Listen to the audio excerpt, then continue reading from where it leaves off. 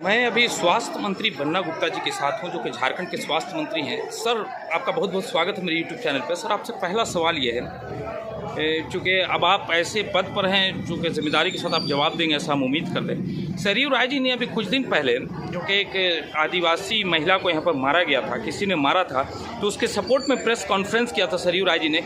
अब किस तरह दलित और आदिवासी सरयू राय को वोट देंगे? नहीं, निश्चित तौर पर ये तो कोई भी नेता को ये सोचना चाहिए कि कोई भी गरीब के साथ, कोई दलित के साथ, कोई आदिवासी के साथ, कोई पिछड़े के साथ यदि कोई दबंग अत्याचार करे और उसको मारे पीटे, लाठी डंडा चलाए, और उसको जो है यदि कोई भी विधायक मंत्री यदि उसका समर्थन करे, तो ये कहीं ना कहीं ये समाज के लिए बड़ा चिंता का विषय है।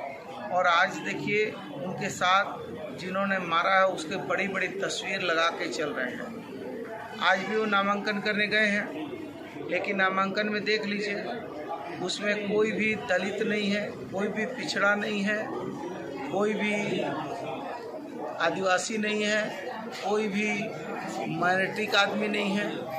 केवल ये लोग झूठा दम भरते हैं, झूठी बात करते हैं और लोगों को बरगलाने का काम करते हैं। तो ये कहीं ना कहीं इनका जो है सारा चीज़ जो है वो जनता के सामने ये बेनकाब हो गए। असम के चीफ मिनिस्टर यहाँ पर आके बोलते हैं और बीजेपी वाले ही बोल रहे हैं कि हम देख रहे हैं मानगो में बहुत से हिंदू रहते हैं, यहाँ पे भी मुस्लिम रहते हैं, हिंदू खतरे में, हिंदुओं को एक हो जाना चाहिए। तो किस मुसलमान से हिंदू को खतरा है सर? नहीं, देखिए, खतरा किसी को किसी से खतरा नहीं है। ये हमारा इतिहास बहुत पुराना है। हम सभी लोग गंगा जमनी तहजीब में रहने वाले लोग हैं, प्रेम और विश्वास में रहने वाले लोग हैं। और आपको याद होगा कि भारत और पाकिस्तान का जब युद्ध हुआ था 1971 में, जो युद्ध हुआ उस समय अमेरिकी पैटर्न टैंक हिंदुस्तान में माँ भारती की सीमाओं में घुस रहा था और सारे लोग भयभीत थे। हवलदार अब्दुल हमीद ने अपने तन पर बारूद बांधकर माँ भारती की रक्षा के लिए उस पैटर्न टैंक के नीचे सोकर उस पैटर्न टैंक को उड़ा दिया। इसलिए देखिए, किसी से किसी को खतरा नहीं है। हम लोग सब मिलकर आपस के प्रेम व्यवहार में रहते हैं। लेकिन कुछ लोग हैं जो चाहते हैं गंगा जमनी तहजीब को तोड़ना चाहते हैं। अरे, मैं तो ये कहता हूँ कि शिव की गंगा भी पानी है, आबे जमजम भी पानी है। शिव की गंगा भी पानी है, आबे जमजम भी पानी है। मुल्ला भी पिए, पंडित भी पिए, पानी का मजहब क्या होगा? पूछो इन फिरका परस्तों से, क्या सूरज नया उगाओगे? एक हवा में सांस है सबकी, क्या हवा भी नहीं बहाओगे? जो नस्लों का करे बंटवारा, वो रहबर कौम का ढोंगी है। क्या खुदा ने मंदिर तोड़ा है या राम ने मस्जिद तोड़ी है? ये तो लोग नैरेटिव सेट करके अपने मुफाद, अपने स्वार्थ की बात करते हैं। कोई हिंदू मुसलमान आपस में लड़ना नहीं चाहता है, सब मिल के रहना चाहते हैं, आपस के मोहब्बत में जीना चाहते हैं, और यही हिंदुस्तान की ताकत है। आपकी कॉन्स्टिट्यूंसी से कुछ सवाल, जमशेदपुर पश्चिम से। अक्सर देखा जाता है, चूँकि आप एक पद पर हैं, पुलिस तंग करती है लोगों को। ट्रैफिक चेकिंग में जहाँ पर वो पेट्रोलिंग करती है पुलिस, वहाँ पे 500 रुपये साइड से ले लेते हैं, पैसा ले लेते हैं, कभी लाठी भी चला देते हैं। इसको किस तरह से कंट्रोल करेंगे सर? ये अभी कंट्रोल बिल्कुल नहीं हो रहा है। इस समस्या से मुझसे ज़्यादा कोई पीड़ित नहीं हो सकता है। मैं तो टेम्पो चालक का नेता हूँ, मैं गरीबों का नेता हूँ, और मैं विरासत की राजनीति से नहीं आया हूँ, मैं हिरासत की राजनीति से आया हूँ। मेरे कोई दादा परदादा पिताजी राजनीतिज्ञ नहीं थे। मैं लड़के आंदोलन करके, गरीबों के हक की बात बुलंद करके, पुलिस की लाठी खा के जेल जाकर नेता बना हूँ। इसलिए मुझे बहुत एहसास है और मैंने जुल्म के विरुद्ध हमेशा आवाज़ बुलंद किया था, बुलंद करता हूँ, बुलंद करता रहूँगा।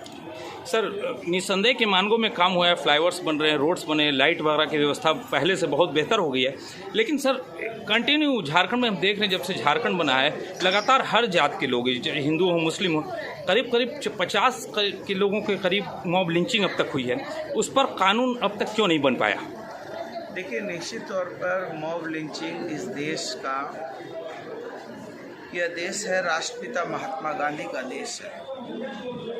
राष्ट्रपिता महात्मा गांधी ने कभी किसी को मारा नहीं, पीटा नहीं, और जो दुनिया में अंग्रेजी हुकूमत थी जिसके नहीं होता, एक देश में अस्त होता था, दूसरे देश में उदय होता था, इतना बड़ा साम्राज्य था। उस पुर्तगाली साम्राज्य को भी राष्ट्रपिता महात्मा गांधी ने बिना अस्त्र और शस्त्र के इस देश से खदेड़ दिया। तो यह देश महात्मा गांधी का देश है। यह देश हिंसा फैलाने का देश नहीं है। चाहे वो हिंदू मरे, चाहे वो मुस्लिम मरे, सिख मरे, ईसाई मरे, कोई भी मरे, मरता है इंसान। इसलिए इंसान और इंसानियत को जिंदा रखना ही इस देश की ताकत है, इस देश की परंपरा है। और इस परंपरा को बचाए रखना, बनाए रखना हम सारे लोगों का दायित्व है। इसलिए हमारी सरकार ने बहुत मजबूती से बहुत चीज़ों को लाया और बहुत चीज़ों को हम करने जा रहे हैं।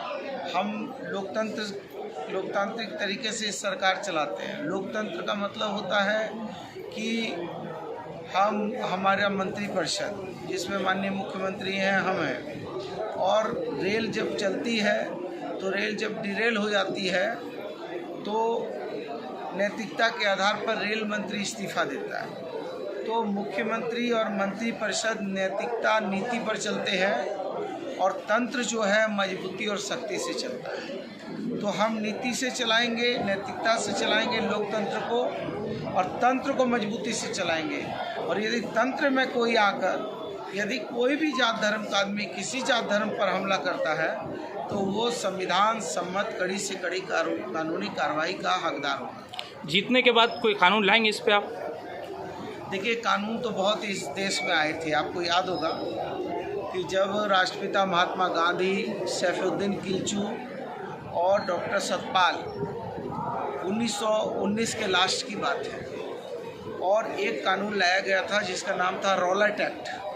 और रॉलेट एक्ट जब लाया था तो किसी को भी कोई भी पकड़ के जेल भेज देता, उसको बताने की ज़रूरत नहीं होती कि आपको क्यों जेल भेजा। उसके खिलाफ में इन 3 लोगों ने विरोध किया, तीनों की गिरफ्तारी हुई। उसी के विरोध में जलियांवाला बाग कांड हुआ था। इन लोगों ने जब कोटा जैसे कानून लाए और कानून का दुरुपयोग करने लगे, इसका भी विरोध हुआ। तो कानून ऐसा होना चाहिए जो कानून सबको न्याय देता हो। आइन में सबका विश्वास है, इसलिए आइन जो है सबके लिए उपलब्ध हो। इसलिए आइन व्यक्ति आधारित नहीं हो, समाज आधारित नहीं हो, कानून देश के लिए हो, देश आधारित हो। आखिरी सवाल सर, कांग्रेस परिवारवाद से ग्रस्त है या बीजेपी? अब देखिए, अब ये तो कौन कहेगा। जिस राहुल जी की दादी ने अपने खून से इस माँ भारती के कण कण को रंग दिया और शहादत दे दिया, जिनके पिता ने अपने खून से इस धरती माँ को रंग दिया और शहादत दे दी, और कांग्रेस ने हमेशा शहादत में ही इबादत देखा हो, उस शहीद के परिवार को भी भारतीय जनता पार्टी के लोग जाति पूछ रहे हैं, उनसे जात पूछ रहे हैं। अरे जात उनसे आप क्या पूछ रहे हो? उनकी जात तो माँ भारती में सन गई है, कण कण उनका खून माँ भारती में मिल गया है।